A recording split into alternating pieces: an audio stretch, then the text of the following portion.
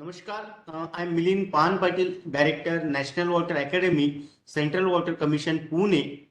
I welcome to all senior officers from Ministry of Jal Shakti, Department of Water Resources, River Development and Ganga Regeneration, Central Water Engineering Services, officers from Central Water Commission, officers from Central PSUs, officers from Water Resources Department, state governments, then officers from state PSUs, officers from the Walmis, officers from the NITs, officers from the IITs, then officials from the NGOs, media persons, and then officers from the other educational institute. I also welcome our today's speaker, Shri Vivek Kapadia sir.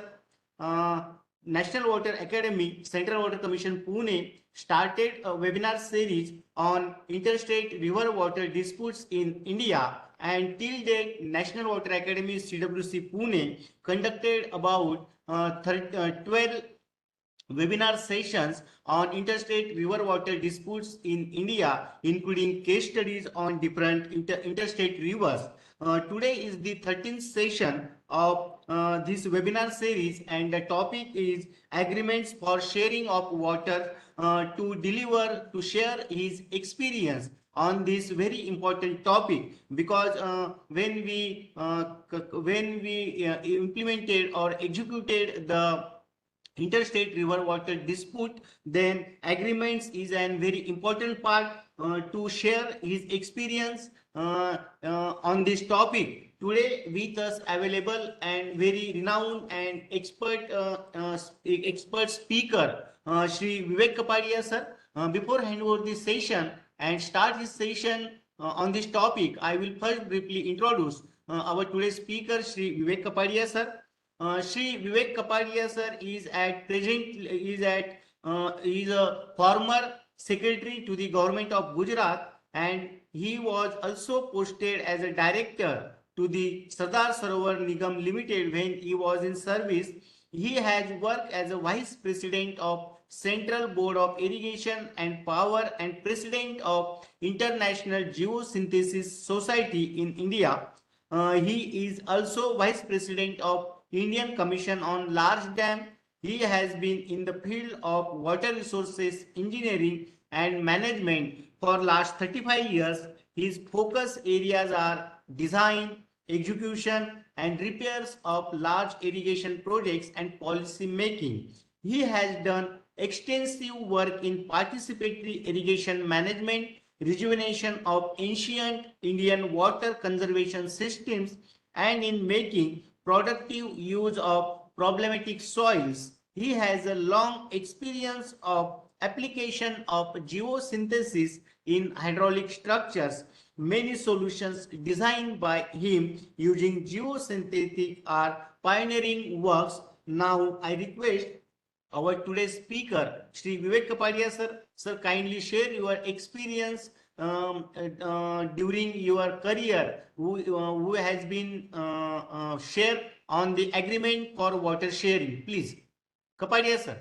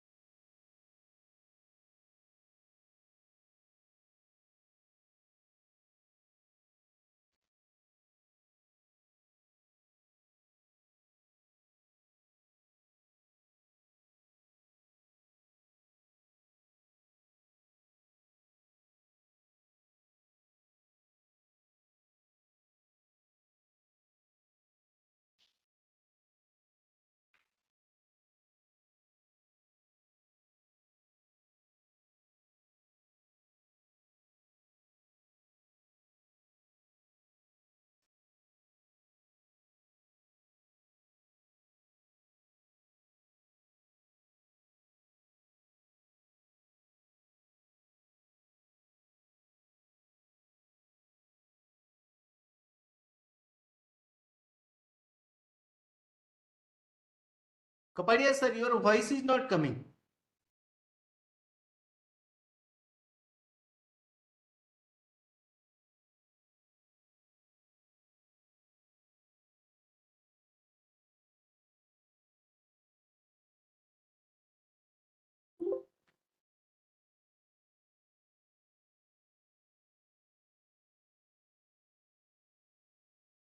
Hello.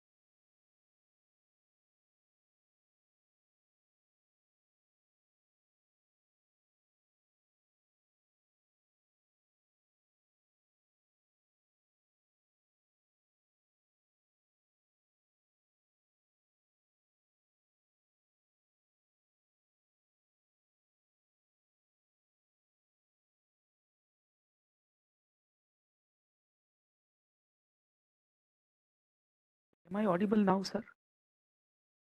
Hello? Yes, sir. Now you are audible. Okay, so I am sharing my screen now. Hope this is visible at the other end. Yes, sir. So now I am making it the full screen. Yes, sir. Hope it is all right. Yes, now it's so. Fine. So the today's subject is, I think, very, tricky kind of a subject.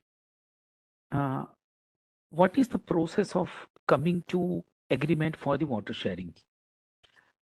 It requires the knowledge of engineering. It requires the knowledge of psychology. It requires the knowledge of human behavior, personnel management, and finally, it needs, a God gifted skill kind of a thing. And very tricky things can be handled if you are equipped with all these qualities. So, I shall try my level best to touch all the aspects related to making water sharing a feasible subject. So, I'm opening with this cartoon. The two persons, they meet together, shake hand, and both of them, they have come to a single page saying that then it is agreed, I will try to get the best of you and you will try to get the best of me. So this is what we call the real sense of agreement. So we have not to throw the best from inside. In the process of agreement, in the process of cooperation, our ally makes the best thing out of us to be manifested. And that is the skill of agreement. Fundamentally speaking, preventing redressal of water sharing through disputes, I think that saves a lot of time. The process of adjudication will consume long years. So preventing redressal of water sharing related dispute through adjudication would save a time and benefit of water. They will be made available much earlier. In case the cost spent on delay in adjudication is counted, benefit of a probably to be availed larger share would be outweighed. So when we enter into the process of adjudication, with a very determined mindset, there is some kind of probability that after fighting all these things, we shall be availing some larger apportionment in the total quantum of water of a particular basin. That is how our perception has been developed. And that's why we have gone to the loggerhead with our stakeholders. But if you count the cost of the delay, then you will feel that it is not worthwhile going for a dispute. In my last talk regarding Narmada Basin water sharing, I underlined the same thing. We allowed our mind to be frisked by wisdom after long 14, 15 years of time. Union tried a lot to convince all the stakeholders, but there was some kind of, element of very strong assertion. I won't say ego, but it was a very strong assertion that, okay, I want particularly this benefit and I won't allow anybody to come to my way. And finally, what happened? Everybody came to one another's way. And the labyrinth that became so complex that we took at least 15 years to reach the other end. So, probably to be a very larger share is our perception. We need to weigh it against the cost of delay. So, this is the case study of Narmada Basin that I explained last time. Adjudication took very long time and we attained the benefits quite belated. And if we count today, had it occurred earlier, large benefits of water would have been availed by all the stakeholding states before at least 2 decades. Today, only because of Narmada waters, that Gujarat having almost 6% of the land area of India's, 6% of the population of India's, having meager 2.3% of the water availability of India's, and our GDP is somewhere above 8% today. And our contribution in India's GDP is also more than 8%, 9% even. So what I mean to say, in spite of having very short quantity of water, that our GDP is so high, that is simply because of Narmada. Had we really been able to harness the benefits of Narmada some 2 decades back, perhaps Madhya Pradesh, Rajasthan, Gujarat, and Maharashtra all would have a greater benefit of GDP for some 2 decades of time. So I would say we have lagged by no less than 2 decades by delaying the uh, water sharing kind of a consensus to be arrived at. Here now I'm to cite a case study of water sharing of Mahi Basin with Rajasthan, and that provided a very good lesson of culmination of sense of cooperation amongst the stakeholders and how the benefits could be early attained. So how the wise propositions can be arrived at by consultative approach resulting to the sense of cooperation. Scientific approach to any subject helps attain solution with lesser difficulties, in some cases helps avoid delays as well. So I am now to wade you through the scientific approach as to how the agreement related to water can be arrived at. In the psychological context, selfishness and greed of human beings, that is not a today's vice. It is centuries old, right from the beginning of the mankind, that we people have these innate vices, selfishness and greed, whether it is individual or it is collective, but this element is there in the mankind, and that tend to own something, to possess something, whether the things are tangible or otherwise, whether usable or otherwise, and that is the root of the conflict. Sometimes, even the things are not usable to us, we are unable to get rid of the possessiveness for that particular thing, and that we call Maya, the bondage.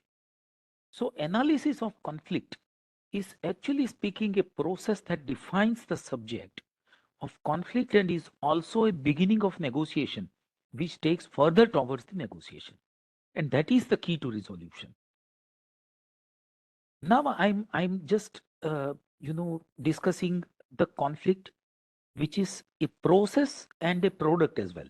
Usually speaking, the process is a distinct phenomenon as compared to the product. But here, so long as conflict is concerned, it is not only a process but a product as well. So how it becomes a mess with the issues, and then a conflict takes place or conflict is concretized. There are two groups. Here I am talking about the collective kind of a conflict. So there are two groups, upstream and the downstream. So the riparian groups say. Now one group takes some action. When it takes some action, you know, its actions are always under surveillance. And that's the beauty actually of this social interaction. Every social interaction is public. There is no interaction that is confidential in this society. Not today's era, but even in the ancient eras, people used to watch others' behavior, others' attitude, others' actions. And that is what, we call the social interactions. So, in the social interactions, when some group takes some actions, they are perceived actually by the other group, the riparian group, so long as the water issues are concerned. Then, these perception has some kind of what you can say the sense of threatening. They feel threat. The other group feels threat. Why? Because they subscribe to a different set of values. Their needs are different. Their goals are different. And that's why some group's action becomes a cause of threat for the other group. And then, they start disseminating their voice and they start informing the other group that they have taken notice of the action of the first group. Now, this becomes an action. This becomes an action.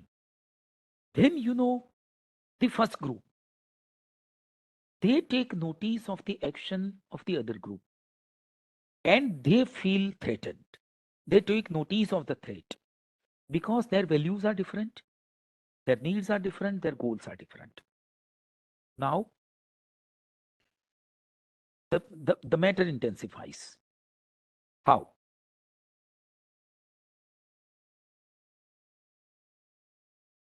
The first group, they reaffirm their intent behind the action that they have already taken.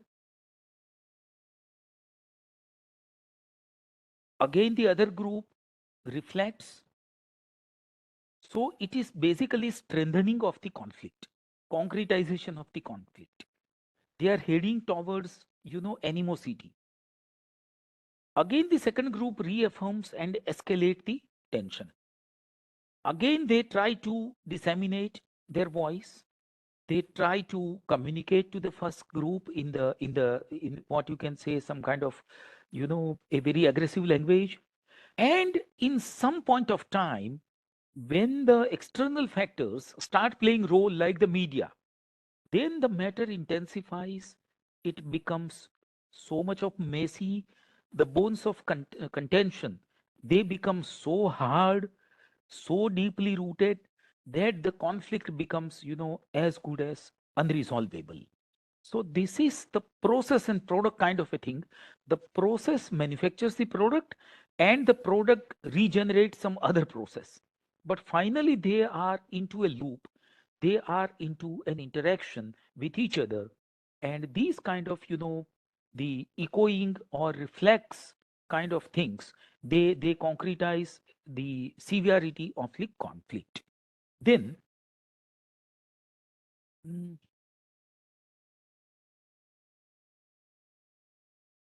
why it is not?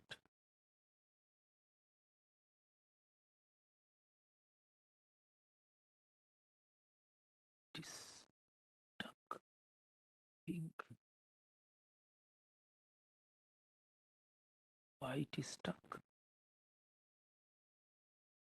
My slides are not scrolling actually, trying to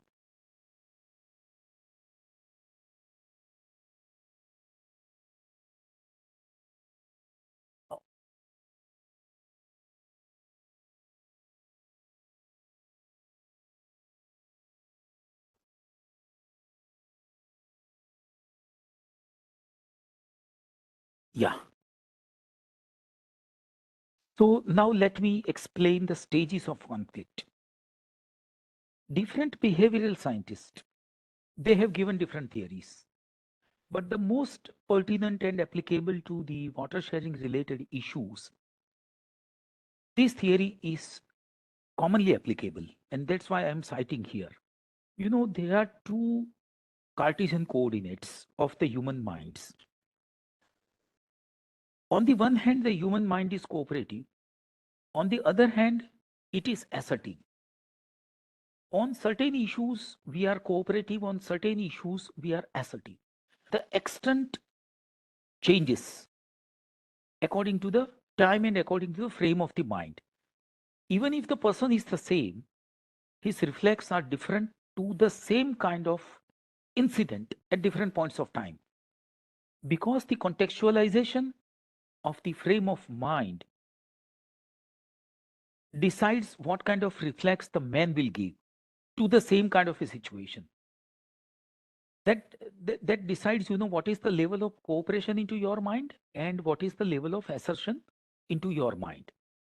So these two Cartesian axes, if we put like these x and y, cooperation on the x side and assertion on the y, then, you know, when the sense of cooperation is low and the sense of assertion is very high, then, you know, man easily come into confrontation with anybody.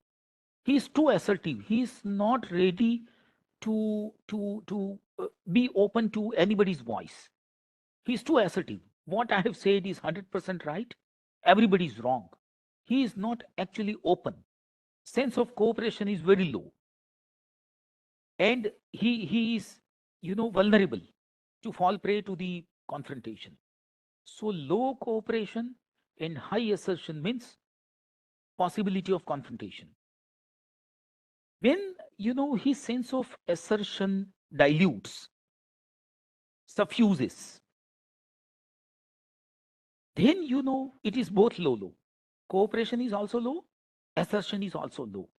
Then, you know, he will tend to avoid something. If somebody speaks otherwise, as compared to what he subscribes to, he will tend to avoid. Though he is not cooperative, he is not that assertive, and that's why a sense of avoidance will be there in his reflection. So it is avoidance. When there is, you know, very high kind of a sense of cooperation and very low assertion, man becomes accommodative. Whatever is, you know, the input from the other side, I am assimilative, I am open, I will entertain him. That is the accommodation. When there is in between kind of a sense, you know, a mediocre level of cooperation, mediocre level of assertion, then a state of compromise comes. Though you are wrong, I believe I am right, but, you know, I shall sit together. That is sense of compromise. Okay, I shall accept you as correct. I am also correct. Let's work together. That is compromise. When both the senses are high, cooperation is also high, assertion is also high. Then, you know, the collaboration occurs. And exactly this happens in the contract management. If you see two contractors coming together in the form of a joint venture, or, you know, shaping some kind of an SPV, at that point of time, you know, their cooperation sense is also too high and their assertion is also too high. Okay, we want to do some business. We want to make something good out of this project. Both of us will earn something good. Both of us will produce some good results. Our assertion is too high, but at the same time, our sense of cooperation is too high. I shall be facilitating you. In my bedtime, you will be cooperating me. In your bedtime, I shall be cooperating you. So that kind of collaboration sense is developed. So this is how the process, you know, psychologically changes then. When you are into a dialogue with some stakeholder in the water sharing, you will first try to make an assessment of the state of mind of the other party. You will surely agree with me that initially everybody will say that the counterpart is having very strong assertiveness and he is not at all cooperating. The beginning will be like this. Then, with some kind of negotiations, with some kind of, sharing the tea table or a dinner table, mingling happens, mixing happens, and then, the assertion, assertion dilutes, and then, some kind of, feeling of avoidance that comes into the mind of the stakeholders. After the state of avoidance, if the negotiations are in positive direction, means the issue is handled very scientifically, and the externality also facilitates the negotiations to go forward instead of backward, then, there are two possibilities. One is, either the cooperation will directly shoot up with the same low level of assertion, and, both the parties will become accommodative to each other. Or assertion may go high and the cooperation also may go high, and a state of compromise can be arrived at. So any of the two can happen. If negotiations go further in the right direction, external situation is also conducive to further the negotiation in the right direction, then again there could be, different things to happen. All the parties will proceed towards collaboration, and in case the situation is not actually speaking conducive, the negotiations don't succeed in the right direction, then it may happen that from the state of compromise, you will fall back to either avoidance or the accommodation state. Or sometime, if all the parties are too recalcitrant, then, they can go back to confrontation. So anything could happen. So the stages of conflict depends on the attitude, and attitudes have to be properly mended. Externality should also be positive so as to further the negotiation or the attitudinal changes, and then only this can happen. In my Narmada talk, I said the same thing, that initially all the parties were very much assertive. The sense of cooperation was very low. There were so many pulls and pushes, but the externality was very favorable. That is the Union Minister, Dr. K.L. Rao. He was instrumental in, diluting assertion of all the stakeholders. And finally, a state of avoidance came. Then, the sense of cooperation that gradually escalated after Dr. A.N. Khosla committee, and we went to a state of accommodation. And then, we again uh, denied acceptance to Dr. A.N. Khosla committee, and finally Supreme Court had to intervene, and Government of India had to appoint the tribunal under the surveillance of Supreme Court. And finally, we subscribed to some kind of sanity of the mind, and we arrived at a compromise. And then, in the NCA, the state of collaboration could be arrived at. So it's a very long process. Many ifs and buts are there. Externalities are also there. But still, according to the changes in the attitude, that the stages and levels of conflict can change. So this is the path actually. So we have to go by chance and tact, both. Any path could take us stage by stage to destination. So we have to keep our mind positive. Then, the prospects of for building of attitude. Now this is hardcore psychology that I am talking about.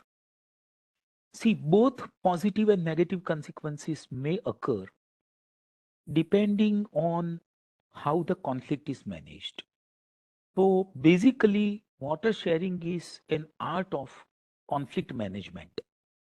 Very epitomically saying, results are likely to be better with active engagement rather than avoidance. So, stage of avoidance prolonging for a long is not good.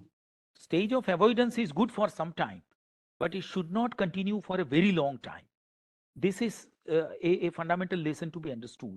So we have to march ahead from the stage of avoidance as soon as possible. Motivation and reinforcement through acknowledgement enhances cooperativeness. Dr. K. Rao did the same thing, not with only Narmada Basin, but he tried his level best to address all the river basin water sharing in his tenure. He used to motivate the ministers, the chief ministers of the state, and the technocrats as well, the bureaucrats as well. And that's why, it was an external motivation that was working those days. Even if there is no external kind of a motivation, we can have internal motivation from our side if we are sensible. And reinforcement through acknowledgement that enhances the cooperativeness. You know, acknowledgement means not acknowledgement of our own accomplishments, but acknowledgement of positivity of the other side. That is called acknowledgement. So if that is done properly, and that is also an art, it is not that it happens overnight. We have to acquire this kind of skill set as the water professionals, and it's not that easy. That requires a lot of conditioning of the mind, lot of training of the mind. So we need to understand that acknowledging others positivity is the first point to be learnt by us as a good negotiator.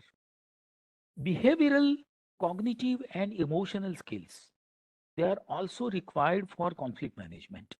Sometimes it happens that, everything has gone right. Everything is gone right. But, some article gets published in some newspaper, or some talk appears in the TV channel, and, the stakeholders, some of the stakeholders, they get offended. They don't understand that, this kind of talk or this kind of article in the newspaper has not been published by the other party, but that is some kind of an external intervention. But still, they perceive it differently. So we need to understand that in the conflict management, the cognitive skill, what the other party thinks, let me understand first, and I shall take care to the utmost extent that they are not hurt. Behavioral skills. When I appear before my stakeholding uh, uh, personnel, or the people at the helm on the other side, my behavior will not be like, an enemy. I would appear very friendly before them, very professionally, emotionally as well. First, I would ask them, how are you? How is it your family? And I hope your children are doing all well. Now you are very senior age point of view. Hope you are keeping well. If I know that he is having some kind of ailment, you know, I shall simply speak to him. Now, hope your ailment is under control. Some of my good friends are expert into this domain. So if you want to have a second opinion, I shall just get you an appointment of my friend. I shall come with you. That kind of, emotional skills that make a lot of difference in the negotiations, in the conflict management. Then, the self-awareness that makes one reasonable and rational. Self-awareness. What I am talking, what I am demanding. There is a proverb in Hindi. When we are demanding something, we put aside, all kind of rationalism. Hindi proverb says that मंगनी बेटी की होती है बहू की नहीं. Means when we are talking with somebody, we should not demand that is extraordinarily unreasonable. That is what I want to say.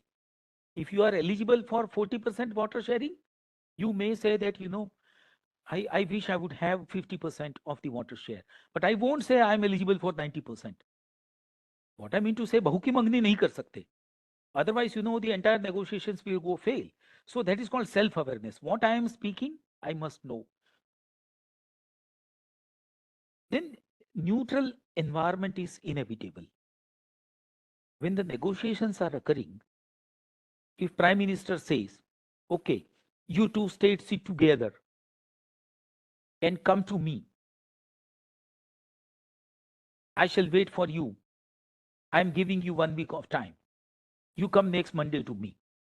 Then what will happen? The signals will go wrong. So neutral environment is required to be there. Freedom of negotiators that tapers down the affirmativeness, means the assertion. So negotiators, if they are given some kind of freedom, then they will uh, manifest the sense of cooperation. Usually what happens, whosoever represents a particular state, his chief minister will call him before a day of negotiation. The chief minister will insist, don't demand less than 90% of the water of the basin. Next year is the election year. So negotiators' hands are cuffed. He is not given freedom. So, the next day in the negotiation, he will become extraordinarily affirmative. I want 90% of water. Otherwise, I don't want to further the negotiation. So what will happen finally?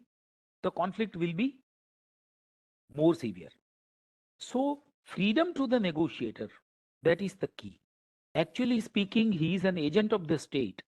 So the state must repose on him. They must put enough trust into him. And that is the real kind of, a positive attitude that the people at the helm are required to exhibit and entrust some kind of freedom to their negotiators.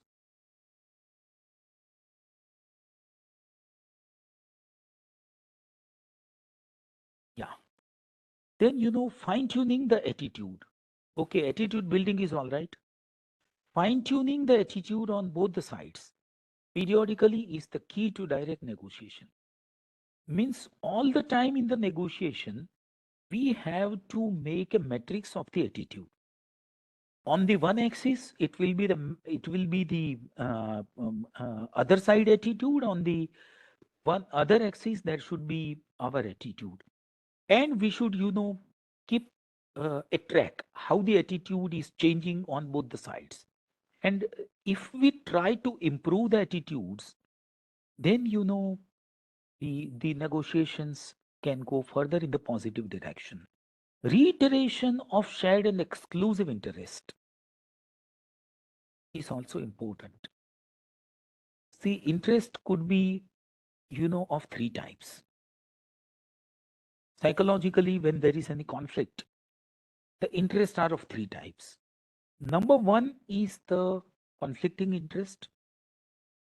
Means if you take something, I will be deprived of. That kind of conflicting interest. Some are shared interest. Okay, if you get 40%, I will be getting 25%. So that is called a shared interest. That is second category of the interest.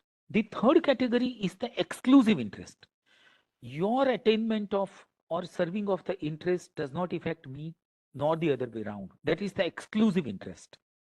So reiteration of shared and exclusive interest and not dwelling upon the conflicting interest for a long and that too with a severe tone is an important thing in enhancing the cooperation on both the sides.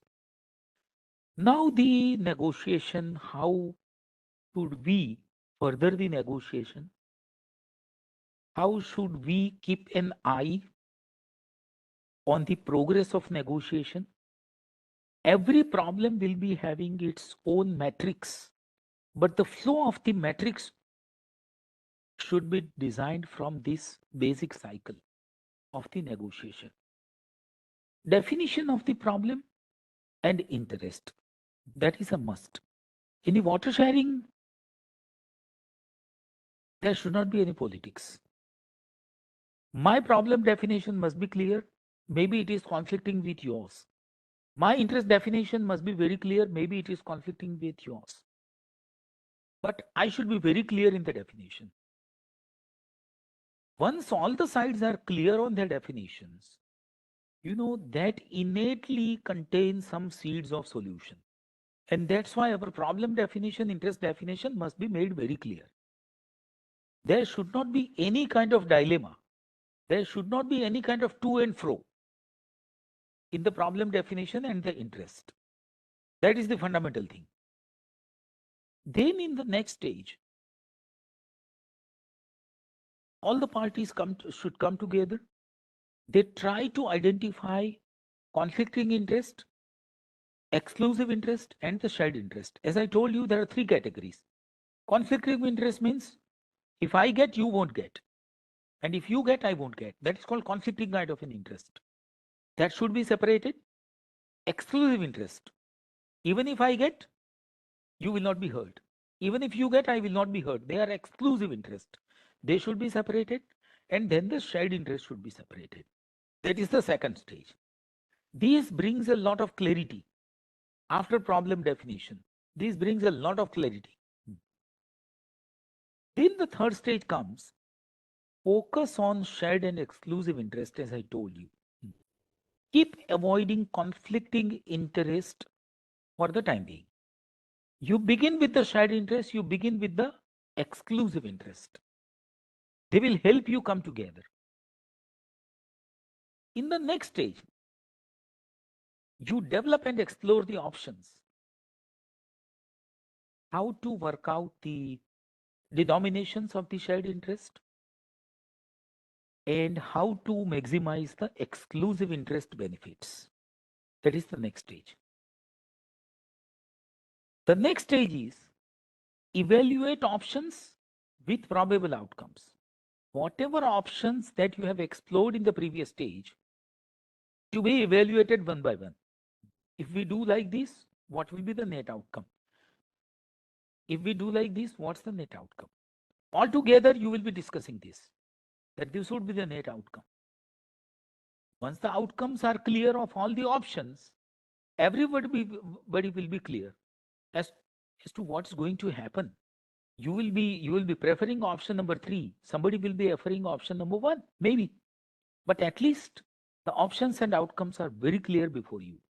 And then in the final stage, you will be moving towards the solution.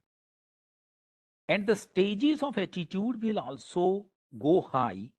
That is high cooperation and high assertion. But at the same point of time, whatever solutions you have carved out, you have forged, they will be having some kind of side effect. Just as we take the medicine in the allopathy. What happens if we take the antibiotic? All the bacteria which are responsible for digestion, they die. And finally, what do we need to take? We need to take some kind of medicines which are containing some spores inside, so that artificially the spores are planted into our intestine. So once the antibiotics effect is gone, the spores will start working in our intestine and we will start getting digested our food. The same way we take some kind of antacids to dilute the effect of the antibiotics on our stomach. So there is always a side effect of the medicine. So whatever solution you forge or you devise, it will be having some kind of side effect that will be problematic to some other side. Again, you define it as a problem and interest of somebody. And again, you enter into the same cycle. And in course of time, finally a stage will come in which the solution with assimilative mindset, with high sense of cooperation, with high sense of assertion will be arrived at. So this is the entire psychological cycle as to how do we conduct scientifically the negotiations and keep evaluating what has happened last time, and that will help you show the way to the next negotiation as to what should be your stance in the next stage of negotiation. Water sharing related conflicts, they are initiated with deficit issue on all the sides. Even if there are 2 states which are having problem of drainage, there is excessive rainfall, and in all the monsoon there some or the other areas get flooded, but still they will say that we are a deficit state. It's a perception. we don't have sufficient water at the right time. When we don't want, there is ample of water, but when we want, there is no water. Everybody will be speaking like this. So this deficit syndrome that takes the position of the mind, and this is universal. So if you study all the conflicts related to water sharing, you will feel that bona fide need of any stakeholder is very difficult to be defined, and so is the definition of surplus. And therefore, it is difficult to understand what is usable. Water sharing mainly veers around surplus and deficit terms. This fundamentally to be understood. Now, I am taking you to the Mahi water sharing treaty between Gujarat and Rajasthan. Both are deficit states. Both are deficit states. This is the Mahi basin. And you see here, on the one hand, it is the Aravalli range, on the other, it is the Vindhya range. And a very small portion of Mahi basin falls into Madhya Pradesh. It is just, a ridge line that is in the Madhya Pradesh. Otherwise, it is all Rajasthan and Gujarat. The length of the main river course is 583 kilometers. And water sharing was very much needed for Mahi basin, because in the Rajasthan portion, there was a very dry area called Banswara. And in the Gujarat, it was, a very deprived area called Panchmahal. Both were required to be benefited, but, somehow because there was no water sharing kind of treaty, we were unable to construct any dam on the river and share the water. So actually speaking, water sharing is politically a sensitive subject, but takes the toughest test of sensibility of water managers. That is we people, we the technocrats. Issue is political, but the test has to be through by us. And that's why, we need to be well equipped. We must be very cautious as to what we are doing. Our awareness, our sense of awareness is required to be at a very high level. Otherwise, we will become a paltry stooge of the politicians. They will use us and they will throw us. So let's not be like that. Handling political impetuousness on the own side, and advancing towards stages of solution through various stages of attitude on of the other party, that requires a special act. Now I am taking you directly to the agreement of 1966, sorry. As I told you, there was a basic treaty in 1960, and then there was an agreement in 1966. Because I have already discussed the treaty last time, I am taking you straight away to an agreement. Mahi Basin, actually, that required a dam in Gujarat side. The location is called Katana. And that was, the FRL 419 feet. And Gujarat was to bear the whole cost of the dam, because the beneficiary was the Gujarat state. Rajasthan had no benefit out of Katana dam that way straight away. When Mahi command would receive Narmada water, I had taken this point. I am just reiterating in a very concise manner this time. Originally, in the Narmada command, the command area of Mahi of Gujarat side, that was envisaged to be a part of. But because of the reduction in the water share of Gujarat in the Narmada basin, this could not actualize. But in those days, the award was not in place, and that's why we were believing, both the side, Rajasthan and Gujarat were believing, that the command area of Mahi within Gujarat side will get the Narmada water someday or the other. So this was the clause. When Mahi command receives Narmada water in the Gujarat side, a part of Kadana water to be diverted to Rajasthan, albeit the cost will be decided subsequently. Exact proportion to be decided at the time of release becomes available. But in principle, agreement was inked. In Mahi Basin, Banswara Dam will be built by Rajasthan with FRL 921 feet. Power cost of rupees 1250 crore, per kilowatt, 1250 per kilowatt. Total cost exceeding rupees 14 crore. Cost of power to be revised. It was the preliminary costing. Cost of dam would be shared by Gujarat and Rajasthan in 40:9 ratio. Why? Because Banswara was a power dam, whatever water release will be occurred by Rajasthan, that will benefit Gujarat. So the ratio was decided to be 40:9. Water utilization was also 40:9. Cost of dam beyond 915 feet was preferred by Rajasthan so as to get more storage, so as to get more head, greater head to generate more power.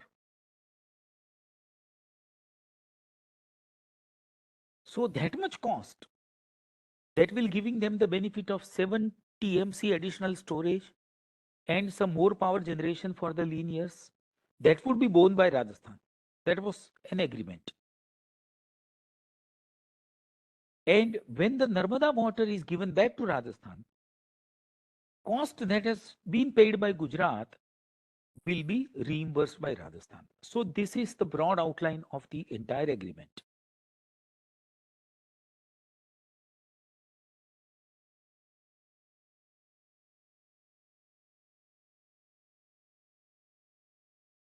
You know, we decided to define the deficit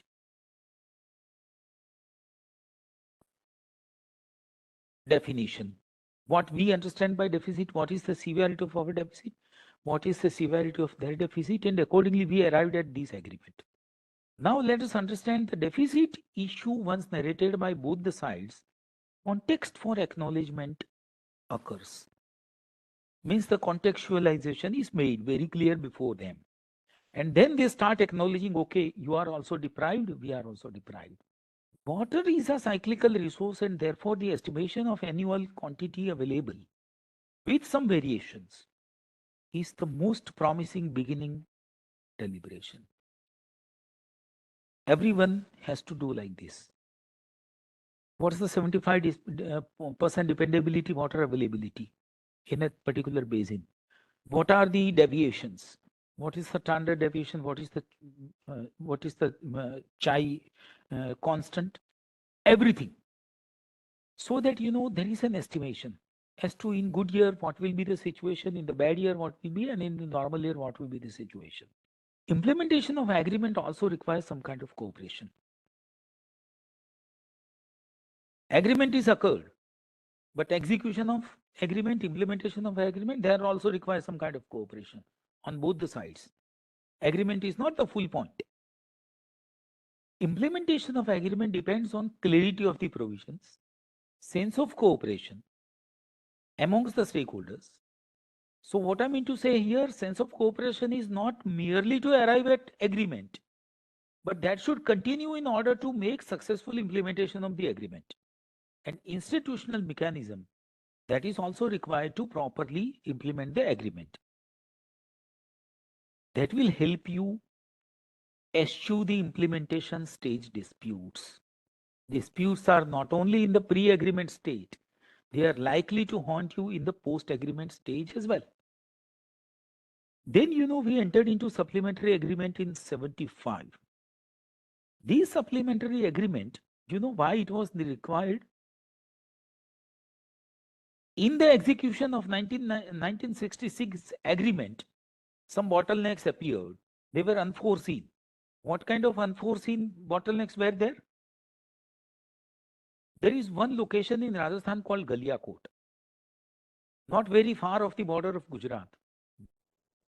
But near Galiakot, there was one temple and there was one dargah.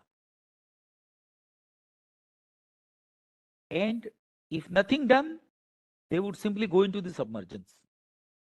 You know, communal tension is the worst kind of a tension for this country. And that got escalated. So Government of India had appointed a high power committee to resolve this issue in 1974. And as a product of the intervention of the high power committee and sense of cooperation of both the states, that this supplementary agreement could be inked by both the states.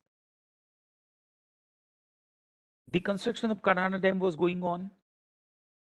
The land acquisition and rehabilitation was going on at a very fast pace. But there was some private land to be acquired. Some civic amenities were also required to be acquired.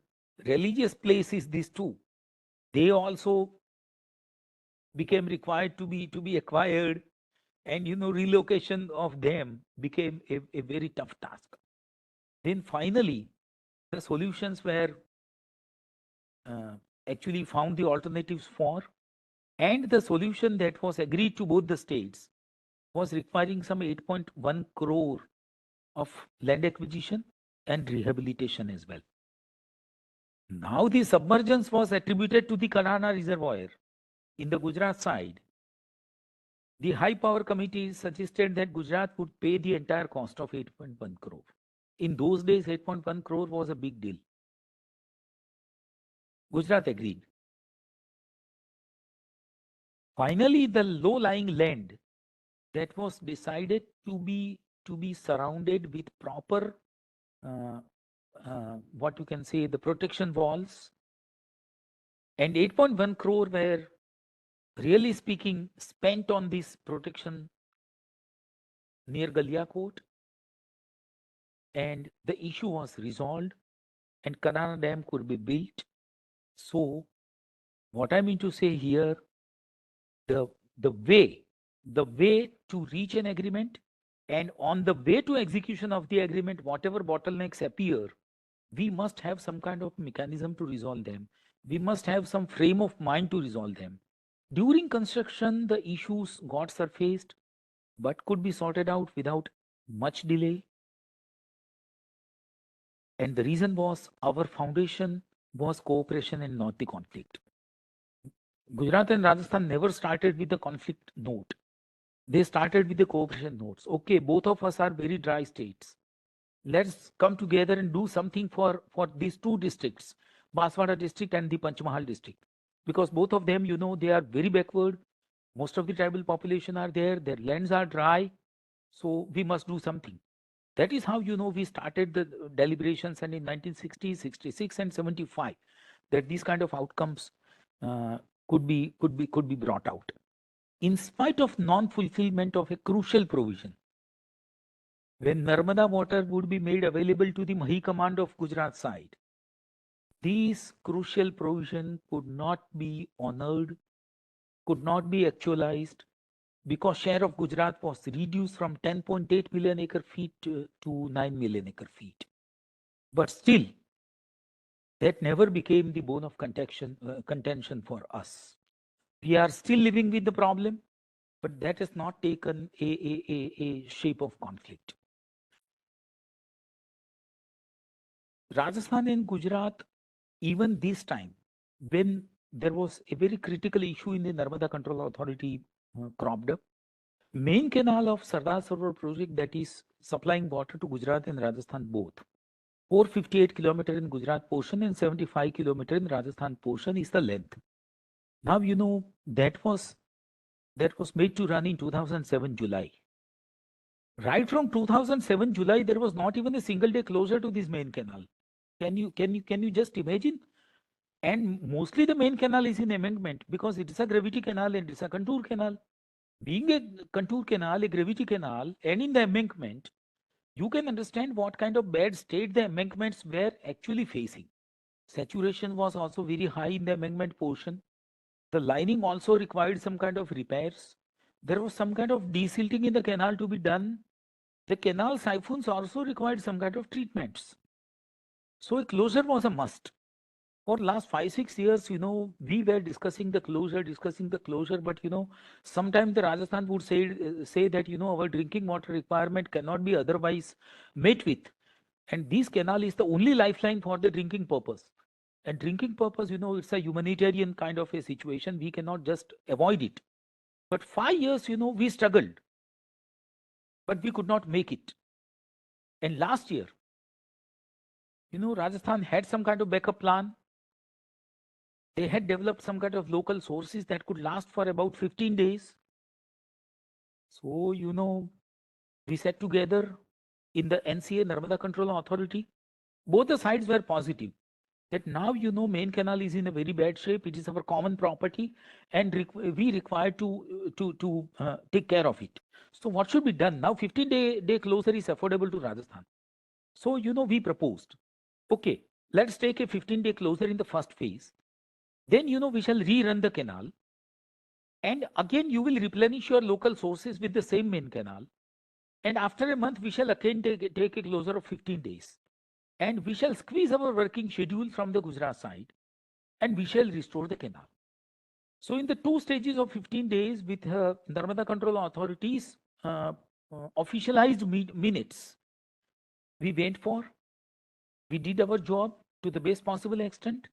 Then Rajasthan did the same thing. In their side also, there was a lot of requirement of repairs. They did the same thing by taking a short closure. So execution of agreement also requires a very high sense of cooperation in all the stakeholders. So these are the positive stories that I have cited. It's not that 100% cooperation will be there, 100% assertion will be there. But midway somewhere, there is, a workable level of cooperation, workable level of assertion, and that is how we are pulling ahead. So that is a very rational, very reasonable kind of a proposition from my side. So if we go this way, then surely, the science that I have just put in a very brief to you, and the entire process that I have just shed some light on, the psychology, conditioning of the mind and everything, the skill set of negotiation, that will come to your help, I'm sure. In the operation of the Mahi Basin, that has been jointly done by Gujarat and Rajasthan, we have lot many rain gauge stations, weather stations, river gauge stations installed by both the sides and the Central Water Commission. We have always, a WhatsApp group that is commonly shared, Central Water Commission, Gujarat and Rajasthan, and we operate the Mahi Basin very efficiently. There is a coordination of basin operation very efficaciously done by the CWC.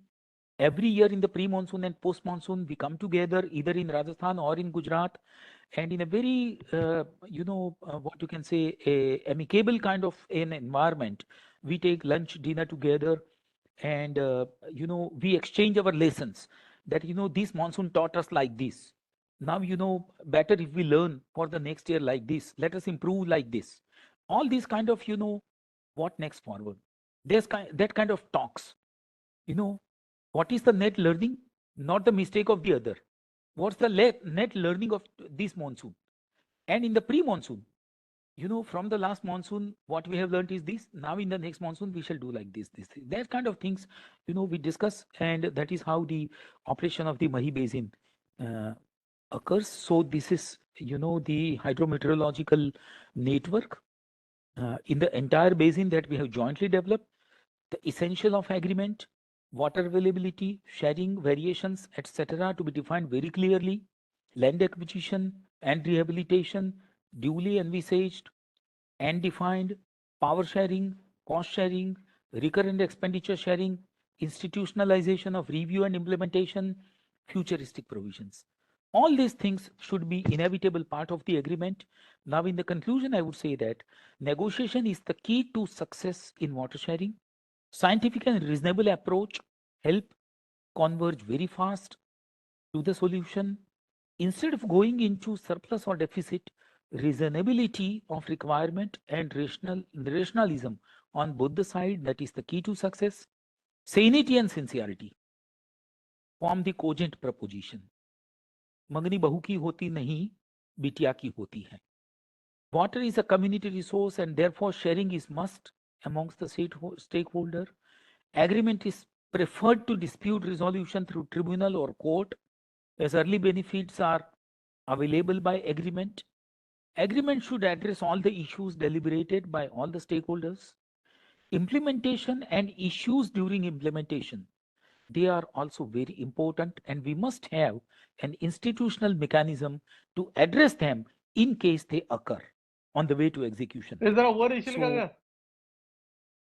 So, I would pay my homage to Bertrand Russell, who before long decades said, the only thing that will redeem mankind is cooperation. Thank you so much.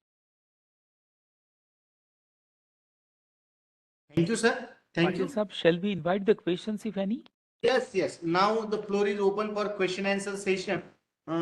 If you want to ask question, then you can directly ask to our speaker. Or you wish, you can write down in chat box. We will Chat answer box, your yes. questions. Yes, my chat box is open.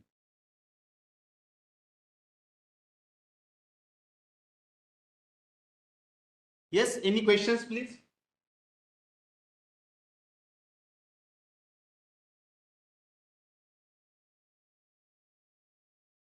Any questions, please?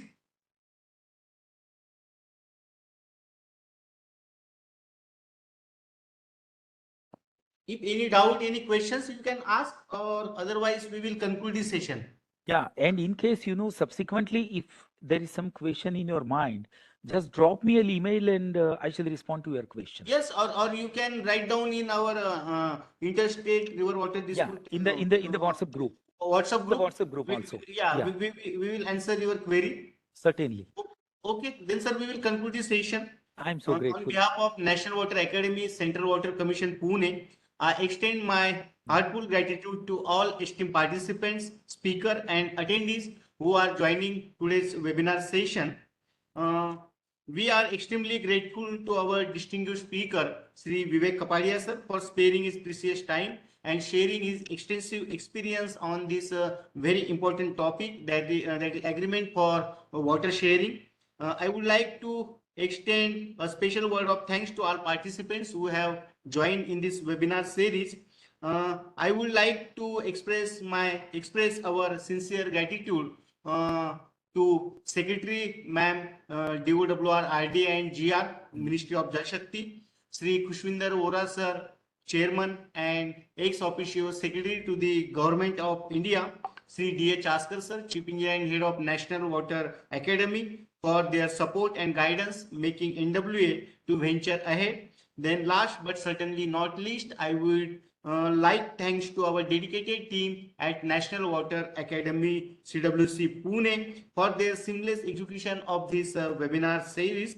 Their efforts and meticulous planning has contributed to the success of this webinar series. I would like thanks to once more our speaker, Sri Vivek Kapadia sir. Thank you everyone again who has been part of this webinar series. Okay, thank you. Namaskar. Then our next session will be on 16th November. Now, next session on 9th November will not be taken place. We will meet directly on 16th November. The topic is interstate river water disputes in India, challenges of Mahadayi water dispute case study, and will present. The speaker will be Sri N.K. Mathur, former member Central Water Commission, New Delhi. Okay, namaskar. Thank you. We will meet on 16th.